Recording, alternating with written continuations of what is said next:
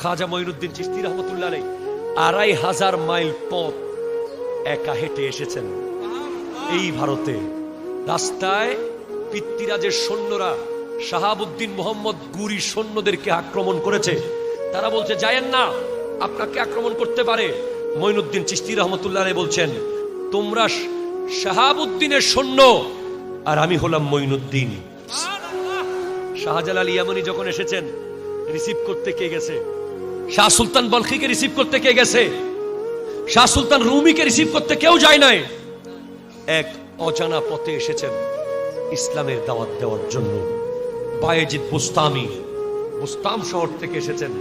এভাবে প্রত্যেক ওলি আল্লাহ, শাহেনশাহ শ্রীকোট আল্লামা সৈয়দ আহমদ শাহ শ্রীকুটি রহমতুল্লাহ আলাইহি কান্দাহার হয়ে, আফগানিস্তান হয়ে, পাকিস্তানের শ্রীকুট হয়ে, বার্মার রেঙ্গুন হয়ে চট্টগ্রামে এসে বানিয়েছেন জামেয়া আহমদিয়া সুন্নিয়া আলিয়া।